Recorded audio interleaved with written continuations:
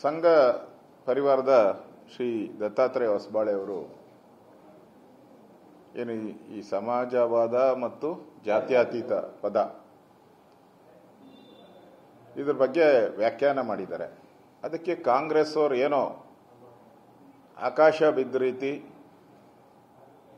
ರಿಯಾಕ್ಷನ್ಗಳನ್ನು ನೋಡ್ತಾ ಇದ್ರೆ, ಕಾಂಗ್ರೆಸ್ ಅವರು ಸಂವಿಧಾನ ಪುಸ್ತಕವನ್ನು ಓದಿದಾರಾ ಇಲ್ಲ ಬರೀ ಜೋಬಲ್ಲಿ ಇಟ್ಕೊಳಕ್ಕೆ ಖಾಲಿ ಸಂವಿಧಾನ ಪುಸ್ತಕ ತಗೊಂಬಂದಿದಾರ ಅನ್ನೋದು ಅರ್ಥ ಆಗ್ತಾ ಇಲ್ಲ ನನಗೆ.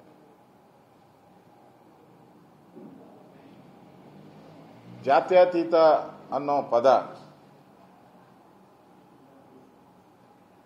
ಅದರ ಬಗ್ಗೆ ಸಿದ್ದರಾಮಯ್ಯನವರು ಕಾಮೆಂಟು ಕೂಡ ಇವತ್ತು ಮಾಡಿದ್ದಾರೆ. ಮನುವಾದಿಗಳು ಅಂತ. ಅವನು ಯಾವ ಮನು ನನಗೆ ಗೊತ್ತಿಲ್ಲ. ಇದು ಸಿದ್ದರಾಮಯ್ಯನವರ ಮನು.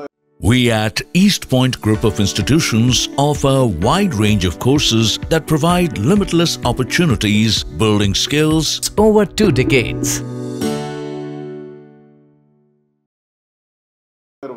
ನಮ್ಗಂತೂ ಯಾವ ಮನುವಾದನೂ ಗೊತ್ತಿಲ್ಲ, ಮನುನೂ ಗೊತ್ತಿಲ್ಲ, ಅವನ ಪುಸ್ತಕನೂ ಓದಿಲ್ಲ. ನಾನು ಪಕ್ಕಾ ಆರ್ ಎಸ್ ಎಸ್ ಅವನು. ನಾನೇ ಓದಿಲ್ಲ. ಆ ಪುಸ್ತಕದ ಫ್ರಂಟ್ ಪೇಜು ನಾನು ನೋಡಿಲ್ಲ. ಇವ್ರು ಬೇಳೆ ಬೇಯಿಸ್ಕೊಳಕ್ಕೆ ಯಾವುದೋ ಮನುನ ಹಿಡ್ಕೊಂಡು ಆ ಸಿದ್ಧಾಂತವನ್ನ ನಮ್ಮ ಮೇಲೆ ಏರುವಂತ ಪ್ರಯತ್ನವನ್ನ ಮಾಡ್ತಾರೆ. ನಾವಂತೂ ಫಾಲೋ ಮಾಡ್ತಾ ಇಲ್ಲ, ಏರುವಂತ ಪ್ರಯತ್ನವನ್ನ ಮಾಡ್ತಾ ಇದ್ದಾರೆ. ಇವತ್ತು ಜಾತ್ಯತೀತ ಪದ ತೆಗಿಬೇಕು, ಅದು ಅಂಬೇಡ್ಕರ್ ಅವರಿಗೆ ದ್ರೋಹ ಬಗೆದಂಗೆ, ಅಂಬೇಡ್ಕರ್ ಅವರ ವಿಚಾರಕ್ಕೆ ದ್ರೋಹ ಬಗೆದಂಗೆ ಅಂತ ಕಾಂಗ್ರೆಸ್ ಅವರು ಮಾತಾಡ್ತಾ ಇದ್ದಾರಲ್ಲ. ಆ ಸಂವಿಧಾನದ ಪುಸ್ತಕವನ್ನ ಈ ಕಾಂಗ್ರೆಸ್ ಅವರು ಓದಿದಾರ? ಫಸ್ಟು ಅಂಬೇಡ್ಕರ್ ಬರೆದಂತ ಸಂವಿಧಾನದ ಪುಸ್ತಕದಲ್ಲಿ ಈ ಜಾತ್ಯತೀತ, ಈ ಸಮಾಜವಾದ ಎಲ್ಲಿದೆ?